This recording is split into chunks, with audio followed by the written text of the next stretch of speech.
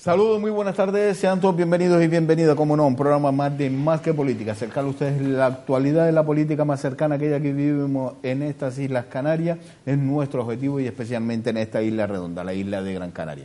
Hoy vamos a comenzar este programa con nuestro invitado que hoy nos acompaña en los platos de Canal 4, don Vicente Quintana, secretario general de Unidad del Pueblo. Muy buenas tardes, sea usted bienvenido. Muy buenas tardes y gracias por la invitación. ¿Cómo estamos? Pues muy bien, empezando prácticamente ya el día número 8 del año, pero muy bien, muy bien. ¿Cómo ha vivido estas fiestas navideñas? En familia, como siempre, y tranquilito. Pues entramos en materia, si me lo permite, y haciendo una valoración de lo que ha sido desde el punto de vista de usted este año 2017. ¿Qué valoración hace de la misma? Pues vamos a ver, seguimos insistiendo en la necesidad de que hay que cambiar las cosas, porque terminamos el año, por ejemplo, con una cifra bastante alta de desempleo en Canarias, ¿no? Estamos hablando de que el paro registrado al 31 de diciembre del 2017, estamos hablando de 216.000 personas, ¿verdad? Que si eso lo trasladamos a cifras de la encuesta de población activa, que saldrá ahora a final de este mes, veremos cómo eso va a aumentar en casi otras 40.000 personas más. O sea, estaríamos hablando de una cantidad ingente de personas, de seres humanos que hoy no están, en muchos de los casos, en muchísimos, decenas de miles de casos, ni siquiera percibiendo ningún tipo de retribución, de prestación por la situación de desempleo en la que se encuentran, ¿no? Por ejemplo, esos son datos oficiales, hay más del 52% de los que están registrados en las oficinas de empleo que no perciben ningún tipo de prestación, con lo cual lo que eso significa a efectos de exclusión social, ¿no? Hemos visto como también con mucha preocupación como en el último trimestre del 2017, a través de la organización esta FOESA, que depende de Cáritas, habla en el último informe sobre la pobreza y la exclusión social en el Estado español, pero concretamente en Canarias, donde se llegan a cifras verdaderamente alarmantes, donde casi el 44,4% de la población canaria está en esa línea muy endeble de la exclusión social. Estamos hablando de casi 1 millón de personas, que se dice pronto. En Canarias tenemos una población de 2.100.000 habitantes, pues casi 1 millón es verdaderamente muy preocupante. Entonces, paralelamente a ese nivel de exclusión social, de empobrecimiento masivo que hay ahora mismo en las islas, vemos cómo a finales del 2017, según no solo el gobierno de Canarias, sino las patronales, decían lo bien que les había ido el año. Claro, es que a ellos les ha ido muy bien, pero es que al resto les ha ido bastante mal. Por eso esas cifras que están ahí, ¿no? Cuando hablan de los buenos números que ha dado, por ejemplo, el sector turístico, ¿no? Cuando estamos hablando de que han llegado al 31 de diciembre del 2017 casi 16 millones de turistas. Y los ingresos han sido de 15.000 millones de euros. Vemos con mucha preocupación de que no se está creando puestos de trabajo estable, ni de calidad, los salarios siguen siendo de miseria y los contratos que se están estableciendo son contratos basura, contratos muy precarios, y que vemos que esto, por lo visto, va a seguir así en los próximos años si no se es capaz, a través de los sindicatos, las organizaciones políticas, de enmendar esta situación. ¿Sabes? Porque insistimos en esta cuestión.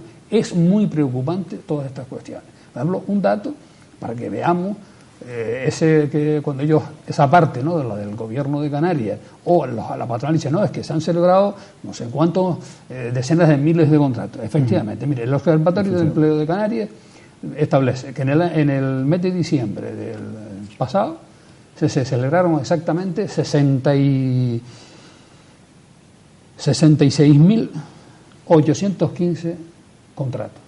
Pues mire, el 90% fueron contratos en precario. Contratos que tuvieron una duración menos de una semana, casi 17.000 contratos. Contratos que tuvieron una duración entre 2, 3, 4 meses, pues estamos hablando de 43.000. O sea, eso es la precariedad laboral, eso es la exclusión social, eso es el empobrecimiento que está bien.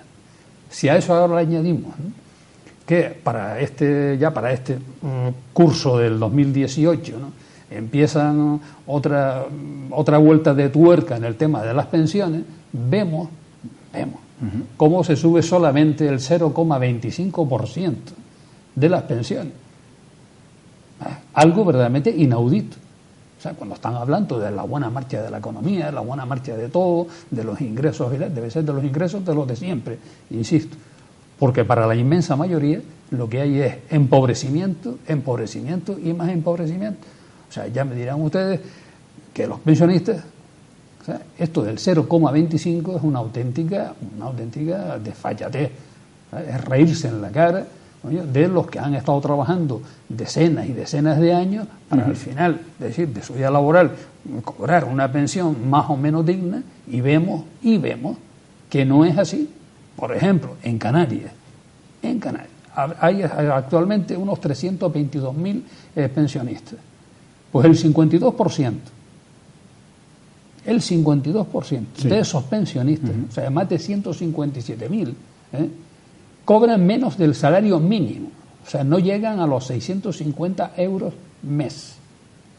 Ya me dirán ustedes qué perspectiva tiene, y sobre todo con esa, vamos a llamar, subida del 0,25%. Sí, pero es que le suben las pensiones un 0,25, pero a la luz le sube un 2. Exactamente, entonces ahí sube el tema del agua, el tema del gas, el transporte, la comida, etcétera, etcétera. O sea que los números no cuadran, ¿no? Por lo menos para la parte más débil de la cadena. Por lo cual los pobres van a seguir siendo más pobres. O sea, van a seguir siendo mucho más pobres. Entonces, ¿pero usted no cree que esas decisiones se toman y por parte de aquellos que nos gobiernan porque están aislados de los problemas de la sociedad? Porque usted me está diciendo, fíjese usted, de las pensiones, el salario mínimo interprofesional estaba en 700 y algo euros, la subida que le han dado, pero un diputado en Madrid, aparte de su sueldo, en dietas por alojamiento y alimentación, 1.800 euros. Por lo cual, alguien que toma una decisión de lo que tiene que cobrar un ciudadano para poder comer, pagar la luz, el agua, impuestos, etc., gastos que tenga que tener, 700 y poco euros. Efectivamente. Y un diputado, aparte de su sueldo, tiene que tener 1.800 euros para poder tener alojamiento y para poder tener una alimentación. Ahí es donde está la comparación de la decisión que se toma políticamente. Ese 0,25%. Oiga, que usted le sube el 0,25% al señor Felipe González o al señor Aznar.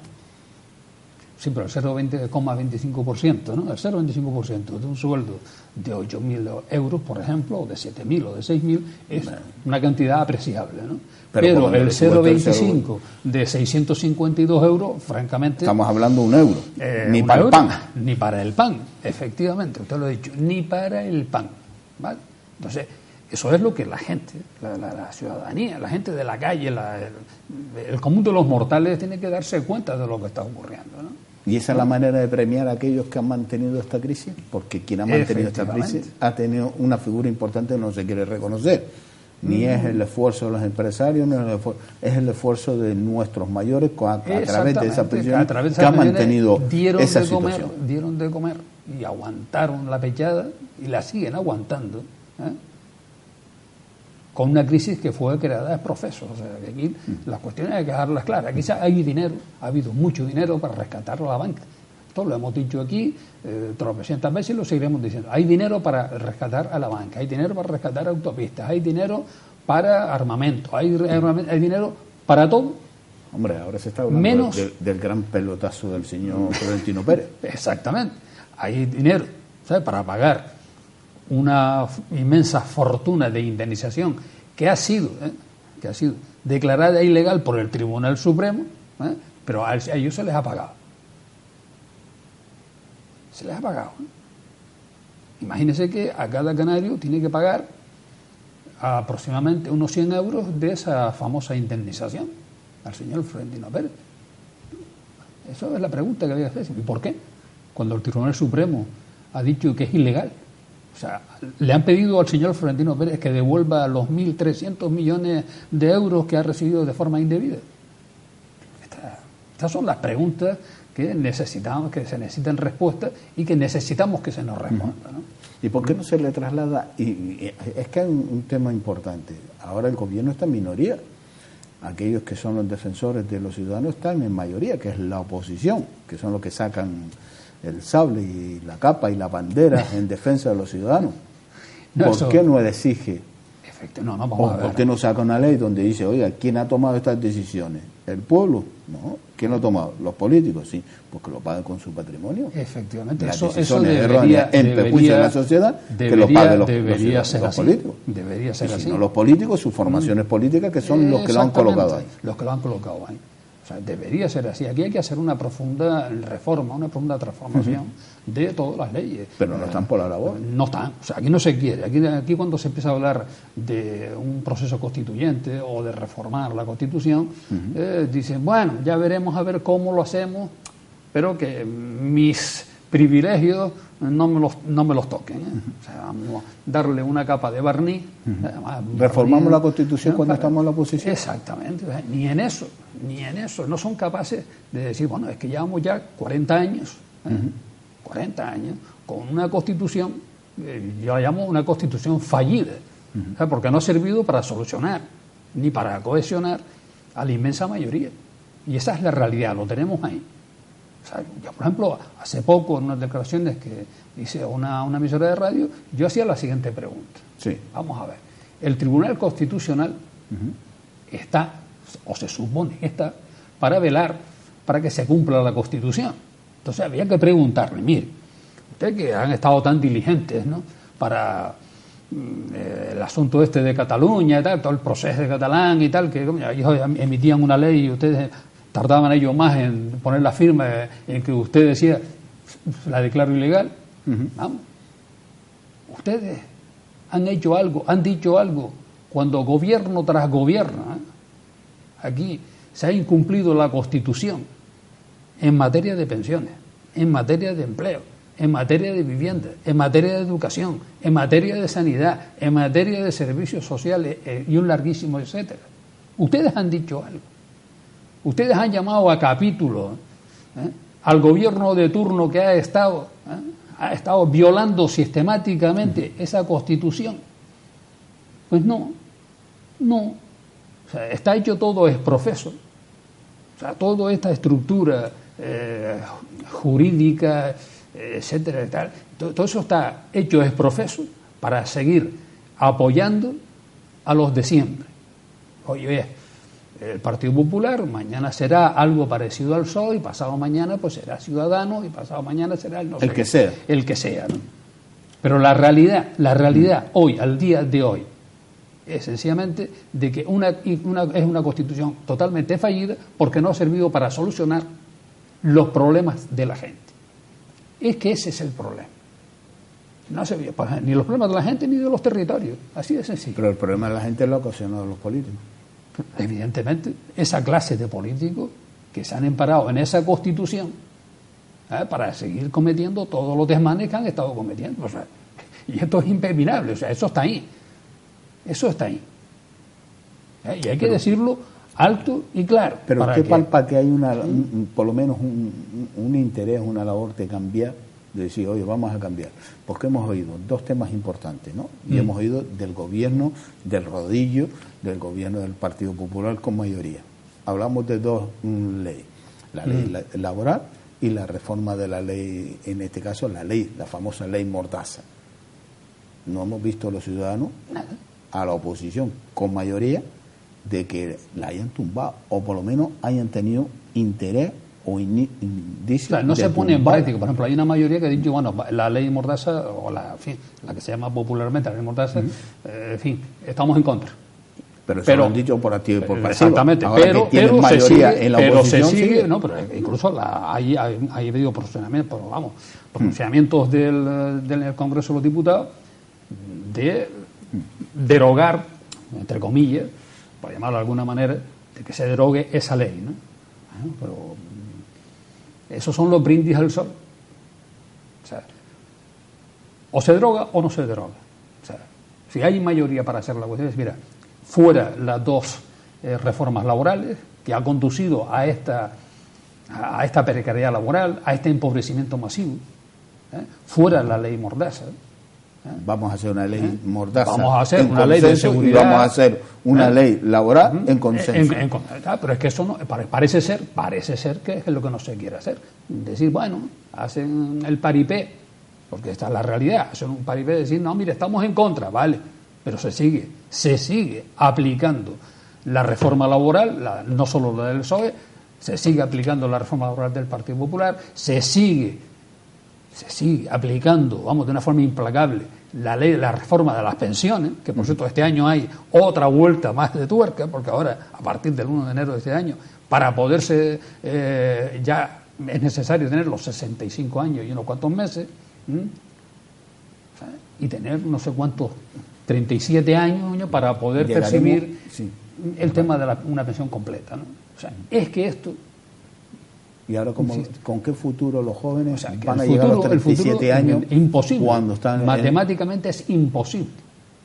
O sea, matemáticamente es imposible. Y esto es lo que la gente tiene que entender, tiene que darse cuenta de una vez por todas. Tiene que darse cuenta. Porque vamos a pasar un año difícil, ¿no?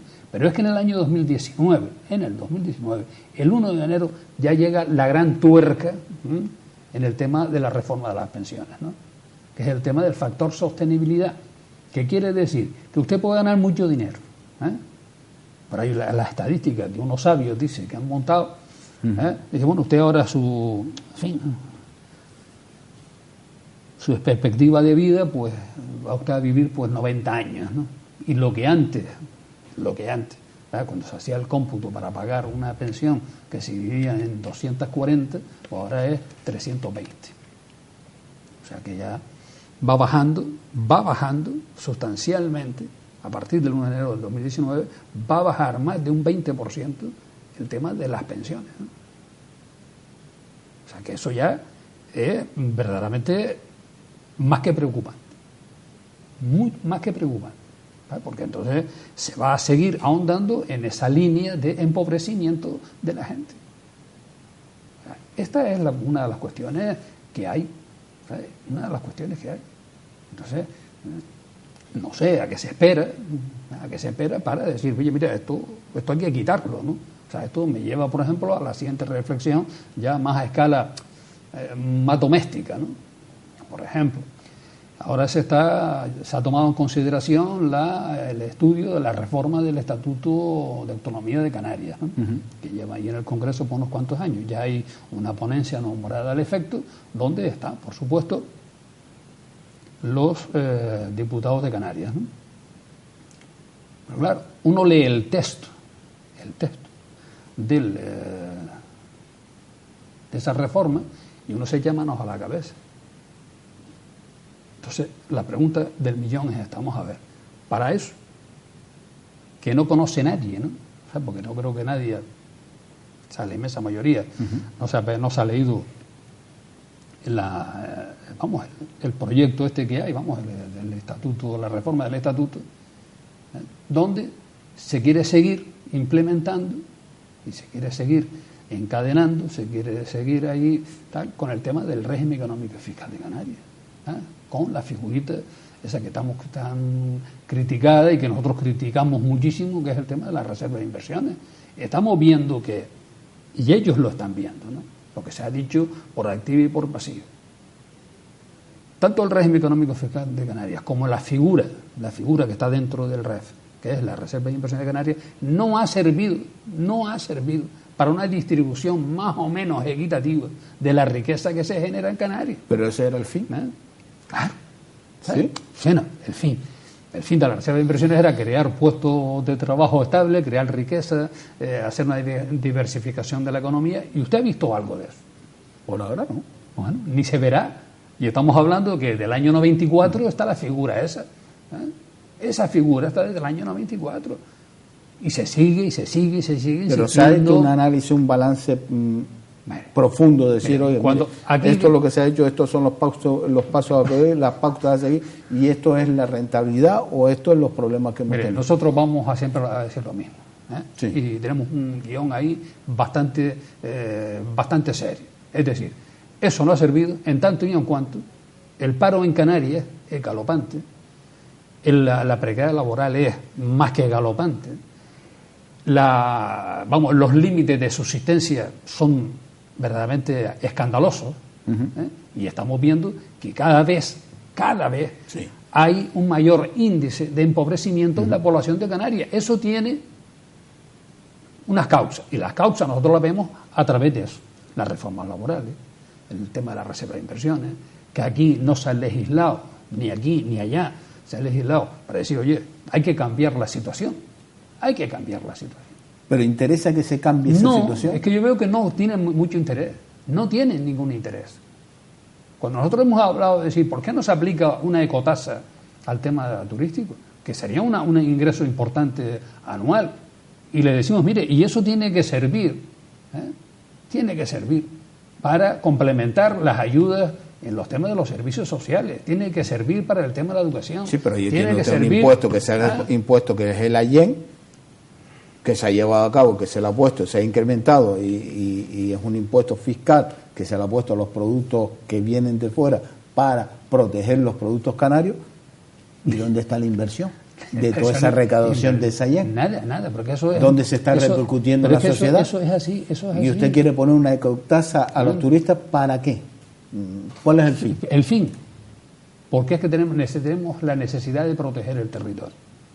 La carga poblacional que tiene Canarias ahora mismo, con 16 millones de turistas, estamos hablando de casi 1 millón y pico más de personas que están aquí mes a mes, más los 2 y pico que estamos. Estos consumen agua, consumen electricidad, consumen, por así decirlo, territorio. Tenemos que estar trayendo de fuera una cantidad ingente de mercancías para ver qué cosas que podíamos hacer perfectamente aquí.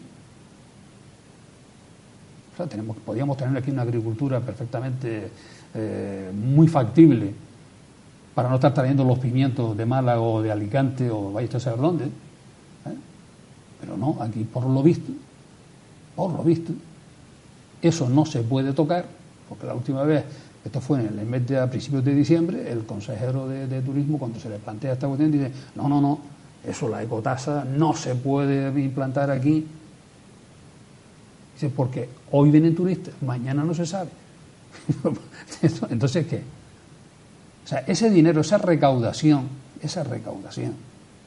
sería, entre otras cosas, para implementar ayudas a los servicios sociales, al tema de la sanidad, la educación, para el entorno turístico. Pero si lo tenemos, por eso tenemos esa ayuda. Etcétera. Aquí se ha venido un impuesto que es el ITE, el impuesto que aquí le llaman FEDECAN, Fondo FEDECAN, viene del gobierno de España. ITE, aquí se traslada a FEDECAN. Pero yo le voy a decir una cuestión. Y aquí el FEDECAN no se sabe ni lo que se va a hacer ni lo que se va a hacer. El tema del ITE, que era un impuesto estatal, aquí cuando se implanta el IGIC en España, el tema del IVA, el gobierno de España dice, no, es que yo ahora dejo de recaudar no sé cuántos millones de euros porque ya no recaudo el ITE en Canarias.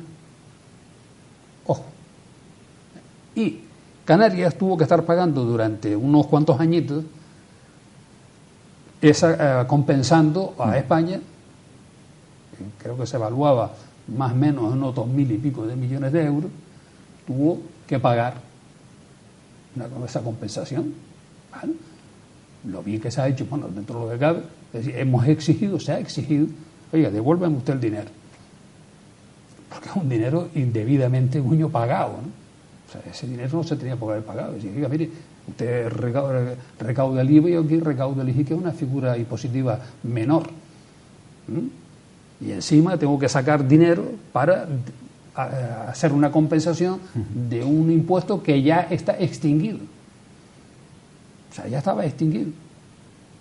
O sea, por normativa. O sea, por directiva europea, eso ya estaba extinguido ya. O sea, no había ninguna razón de pagar o de estar pagando esos 2.000 millones, que creo que fueron unos cuantos más, a España. Pues mira, ahora se ha exigido la devolución, entonces de esos fondos, que al final eran fondos, y son fondos nuestros. Bien. Si son no eran fondos de vale. España. Perfecto, son fondos nuestros que vienen, pero no tienen ni idea qué hacer con esos fondos. Mal asunto. O sea, que un gobierno... Ese es el planteamiento que si, tenemos. Y si lo que este gobierno... Es que este gobierno no creo que Segundo, no le va a llegar a todos los ciudadanos, porque lo primero que dice desde el gobierno, oiga, distribuye, vamos a ver cómo se va a hacer. ¿Y qué te dice el Cabildo en Gran Canaria? Vale, yo voy a distribuirlo, presenten proyectos, pero los proyectos nosotros ponemos el 50%, ustedes el 50%. ¿Cómo le va a decir usted a un ayuntamiento pequeñito que no puede hacer una inversión para un dinero que le puede venir porque no tiene de su presupuesto ese 50% que me está exigiendo? Si no lo puedo aceptar. En múltiples ocasiones se le dijo a este gobierno, el del señor Clavijo, dónde debería ir el dinero.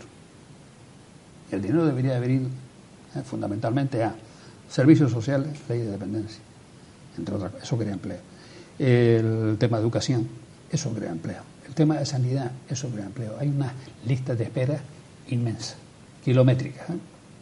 Ese dinero tiene que haber ido para ahí, no para, en fin, vamos a poner ahora una farola ahí en el ejido porque hace falta una farola que está fundido el bombillo. No. Eso es otro tema. Ese dinero fundamentalmente tenía que haber sido invertido ahí, o invertirse en esos tres epígrafes. Y las cosas no hubieran ido mejor.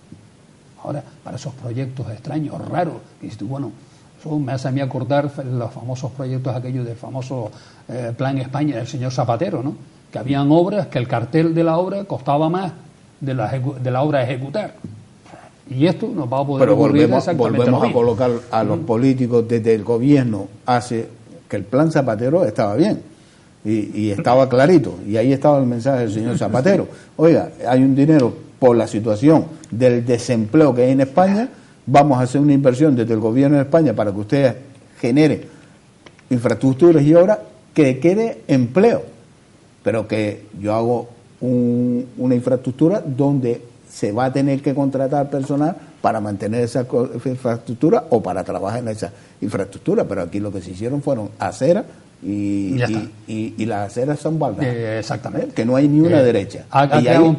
Ese no era el fin. Claro que no era el fin. Ese no era el fin. Muchas de las obras están en los juzgados, otras de las obras no están acabadas y otras de las obras estarán por ahí. Eso estará de acuerdo conmigo en que esas obras eran obras innecesarias, obras que no han servido para nada, no se ha creado trabajo, o sea, empleo ninguno, y lo único que ha servido es para que tener a 4 o 5 empresas que sigan timoneando el tema de la crisis y punto. No ha servido para nada más. Claro que no era el fondo. Es que no hay una preparación para decir, oiga, o por lo menos una directriz enmarcada de decir dónde está el problema. Todo el mundo sabe cuál es el problema. Todo el mundo sabe cómo es la solución, pero nadie la desarrolla. Las cuestiones son bastante claras. Es decir, mire, hay un dinero para esta cuestión, infraestructura, lo que sea, bien. Venga, proyectos aquí sobre la mesa y dígame usted ¿cuántos puestos de trabajo me va a crear? Nuevos, no ya. Nuevos. ¿Cuántos puestos de trabajo me va a crear? Y por ahí, por donde había así. Mira, eso solamente se lo llevan 4 ayuntamientos. Oye, pues son 4 ayuntamientos. Y no pasa absolutamente nada. Es que esa es la cuestión. Ahora, aquí se ha querido repartir de una forma clientelar, como ha sido esto, lo de los fondos estos. ¿Sabes? Se ha repartido en función del color y de las amistades y de los apoyos que voy a recibir en un momento determinado para ver cómo se termina la legislatura, que eso es lo que ha pasado y se ha visto, ¿no? Es decir, si el señor Casimiro Curbelo dice, no, yo te apoyo, pero yo necesito tanto, a mí me gustaría saber cuántos puestos de trabajo estables se han creado en La Gomera con esos fondos. Ustedes saben, por ejemplo, ¿no? Bueno, el señor Casimiro Curbelo para eso es profesional. Es un profesional del tema, tiene tablas, ¿no? Estas son las cuestiones. Es decir, que vamos a intentar, o sea, lo que hay que intentar de una vez por todas es que se dejen de estos martingaleos, de estas marrullerías, que es para salir en la foto, y poco más. O sea, este gobierno, como el anterior, creó, por ejemplo, la figura del comisionado para la exclusión social, no sé cuánto. Lo primero que hicieron fue gastarse un dineral en hacer un estudio de las condiciones de vida. Pero la pregunta que nos hacemos es lo siguiente, mire, es que todos los años, un organismo, se llama FOESA, que depende de Cáritas, o sea, nada sospechoso elabora un informe sobre la situación social y tal de las diferentes partes del Estado español, ¿no? Mire, coja ese. O cuando, por ejemplo, el Consejo Económico y Social de Canarias hace sus informes que son bastante aceptables y habla también, mire, coja eso. La pregunta ahora del millón es la siguiente. Eso fue en el año, en el anterior gobierno. Ahora está este. ¿Qué es lo que se ha hecho? ¿Qué es lo que se ha hecho en los últimos 4 años? Para enmendar la curva esta peligrosa de la exclusión social. ¿Qué es lo que se ha hecho? Más allá de las buenas palabras. Más allá, o sea, hechos concretos. Hechos concretos. Se ha solicitado, por ejemplo, de que los puestos de trabajo, lo que está creándose, ¿no?, sean para los canarios. Por ejemplo, es una pregunta que habría que hacer. Estamos en la Unión Europea, no podemos decir que los puestos de trabajo se puede hacer, se pueden hacer muchas cuestiones, se pueden hacer muchas cuestiones. Lo que no se puede estar haciendo aquí es estar engañando a la gente, decir, no, estamos haciendo, mire, ustedes no han hecho nada, ustedes han bajado las listas de espera en sanidad, no. ¿Hay interés por bajar la lista de espera? Yo creo que no hay ningún tipo de interés porque, lógicamente, hay un negocio que es el negocio de la sanidad, donde las clínicas privadas pues están haciendo su agosto, pues siempre están en pleno agosto. Y eso es una realidad que vemos solamente ya viendo las instalaciones de unas cuantas clínicas privadas en todo el archipiélago, ¿no? Y esa es una de las cuestiones que son reales, eso es la realidad. Entonces, la pregunta que nosotros hacemos, y volvemos a repetir, es, dígame usted, con números, con hechos concretos, qué es lo que han hecho en los últimos 4 años, ya no digo los 36 anteriores, los últimos 4 años, para que las listas de desempleo bajen sustancialmente, que el trabajo que se esté creando sea un trabajo de calidad estable, qué es lo que se ha hecho para que la ley de dependencia funcione como es debido, que el tema de la educación funcione, que el tema de la sanidad funcione, etcétera. Esto es muy largo, es una cuestión. Don Vicente, nos quedan 5 minutos y no me gustaría dejar esta entrevista sin hablar de las proporciones petrolíferas que está haciendo Marruecos. Bien. Bueno, vamos a ver. Partiendo de la base de que donde las está haciendo Marruecos, donde le ha dado permiso, autorización a una empresa italiana, es territorio marroquí. Hay, en principio, nada que alegar, pues lo están haciendo en su casa. Hombre, nos tiene que preocupar mucho por las cuestiones de seguridad, etcétera. Eso sí que nos tiene que preocupar, pero bastante. ¿Qué problema es el que vemos nosotros aquí? Porque ahora, por ejemplo, otra de las cuestiones que se está planteando en el tema de la reforma, la reforma del Estatuto de Canarias es sobre la titularidad de las aguas de Canarias, ¿no? Yo creo que estos señores deberían de estudiarse primero, ¿no?, la tercera convención de Montego Bay, la Constitución del Mar, que firmó el gobierno de España en el año 82, en diciembre del 82, y donde habla claramente el reparto de las aguas que se hicieron en aquel momento y que España firmó. Porque ahora mismo, con la ley internacional en la mano, que es parte, insisto, es parte, esa ley, desde el momento en que firma España, eso ya entra dentro del cuerpo jurídico, ¿no?, de la doctrina jurídica del Estado español, es una parte más de las leyes de este país, de España. Ahora mismo, con esa ley en la mano, lo único que tiene Canarias, o España en este caso, de propiedad de las aguas, si esto lo pudiéramos, lo vemos, son 12 millas alrededor de la costa, de cada isla. Esa es la titularidad de las aguas que tenemos ahora mismo.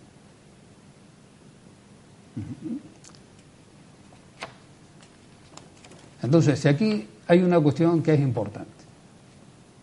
la única manera de tener nuestras propias aguas es que esto sea considerado un estado archipelágico o tener una plena autonomía interna. Eso sí, en este segundo caso, tendríamos que estar avalados o reconocidos por Naciones Unidas. Y entonces sí podremos delimitar nuestras aguas territoriales. Entonces sí, porque la ley internacional nos ampara. Entonces tenemos que hablar con una serie de países que están en nuestro entorno porque les incumbe a ellos, como es Marruecos, como son el Sáhara y como es Portugal, ¿no? Entonces estas son las cuestiones fundamentales. Estas son las cuestiones fundamentales. Ahí tenemos las 2 semillas. Ahí tenemos las 2 semillas alrededor de cada isla. Entonces, para poder delimitar nuestras aguas, la única opción que hay, con la ley en la mano, sigo insistiendo, o somos un estado archipelágico, es decir, tener soberanía para poder hacerlo. Entonces, la ley, o sea, la Constitución del Mar, la Convención de Montego Bay, Naciones Unidas nos ampararía en esa cuestión. Si tenemos soberanía. Si no tenemos soberanía, aquí no hay nada que hacer, No hay nada que hacer. Por mucho que España haya dicho, porque España firmó esto. España firmó esto. O sea, y esto está clarísimo. O sea, hay que dejarse ya de pasiones y ser bastante claros en este aspecto. Es decir, con soberanía podemos tener nuestras aguas. ¿Qué son estas? Serían, para empezar, límite de 24 millas. Claro, porque esto ya empieza a decir, cuando se hace una línea, un perímetro, ¿no? Los puntos más salientes de cada isla, como somos un archipiélago, no somos islas, o sea, cada isla no puede perimetrar sus propias aguas. Es decir, tiene que ser el conjunto de Canarias, es decir, todos los puntos más salientes se van perimetrando. Entonces, las aguas interiores, nuestras, las que quedan dentro. A partir de ese límite de las 12 millas, se empieza a accionar y a sumar, es decir, la zona contigua, ¿no? Que es la línea de base, rectas, ¿no? Que serían las otras 12 millas, las 24 millas, ¿no? Y a partir de ahí, estamos hablando de la zona económica exclusiva, que son las 200 millas. Pero claro, tenemos que delimitarlo con Marruecos, el Sáhara y Portugal. Ojo, porque ahora mismo, si Marruecos quiere, la ley la va a amparar. Es decir, ellos empiezan a zumbar las 24, las 200 hasta las 350, toda Canarias quedaría englobada dentro, o sea, todas estas aguas interiores estarían bajo administración, por así decirlo, marroquí. O sea, y nosotros lo único que tendríamos de toda esta cuestión sería las 12 millas alrededor de cada isla del archipiélago canario. Menudo pone. Menudo. Por eso, hoy, cuando nos dice este gobierno, que todavía no se ha pronunciado, por ejemplo, en el tema este de las prospecciones, allí, por ejemplo, el señor Mario Cabrera o Marcial Morales de Fuerteventura, claro, han puesto el grito en el cielo diciendo, mire, es que, claro, es lógico que lo hayan hecho. Porque su isla, como la de Fuerteventura, en un caso, igual cuando empezamos nosotros a ir en contra de las prospecciones que se autorizaron. Pero no se ha alzado tanto la voz como se alzó cuando las prospecciones. Exactamente. Aquí hay mucho más, hay otros intereses, ¿no? Que son los que se deberían de decir claramente. Los que se deberían de decir claramente a qué están jugando. Porque claro, aquí lo que hay que plantear seriamente. Lo que hay que plantear seriamente es decir, mire, esto se tiene que solucionar. Sí o sí se tiene que solucionar. No podemos estar con los vaivenes de si Marruecos autoriza unas prospecciones o España autoriza otras. ¿Y esto por qué no se llevó y lo llevó el diputado o la diputada 175, 176? No, porque el diputado 176, yo creo que debe estar buscando la franquicia de los billetesbaratos.com. Porque ya me dirán. O sea que, francamente, ¿qué es lo que han hecho, ¿no? O sea, estas son las cuestiones que hay que plantear. Hombre, yo me imagino que les debe de molestar Sí. Les debe molestar esto, porque claro, cuando se empieza a hablar de esto, hay que hablar de soberanía de Canarias, ¿eh? Y entonces, eso ellos no están dispuestos a esa cuestión. Unidad del Pueblo, sí. Unidad del Pueblo sabe lo que ha hecho. En noviembre hemos estado una delegación de Unidad del Pueblo en el Parlamento Europeo. Y fuimos a hablar de esto. Y fuimos a hablar de la neutralidad militar en Canarias. Porque también esa es otra. Y hemos solicitado que tanto el tema de las aguas como el tema del Estatuto de Neutralidad de Canarias pase al Comité de Peticiones en el Parlamento Europeo. Parece ser que ya en esta semana entra en el registro. No sabemos el recorrido que pueda tener, pero por lo menos dar a conocer problemas, y esto es un problema gordo para Canarias, ¿eh? Lo vamos a dar a conocer. Pues hablaremos de este tema y daremos nota largo y tendido de esta situación, pero el tiempo, don Vicente, se ha ido volando, como siempre. Un placer tenerlo en esta casa y sobre todo en este inicio de este año 2018. Para mí ha sido verdaderamente un placer estar nuevamente aquí en esta casa. O sea, que siempre lo reciben a uno pues muy bien, y me alegro, pues en fin, que el año pasado lo haya ido muy bien y que el inicio de este año a ustedes pues también parece ser que les va a ir bastante bien. En compañía de todos ustedes, con la participación como persona como usted, don Vicente Quintana. Gracias por estar Muchas gracias, José. Pues cerramos esta entrevista con el secretario general de Unidad del Pueblo, don Vicente Quintana. Nos vamos a publicidad y a la vuelta seguimos con todos ustedes compartiendo este tiempo de Más que Política, que se nos quedan cosas en el tintero, la visita de Unidad del Pueblo al Parlamento Europeo y esos compromisos que tendremos que hablar largo y tendido de esa trayectoria, de esas iniciativas que se llevan. Pero para ello tendremos, por supuesto, a lo largo de este año la presencia de don Vicente Quintana en los platos de Canal 4. Nos vamos a publicidad y a la vuelta seguimos con ustedes compartiendo este tiempo de Más que Política.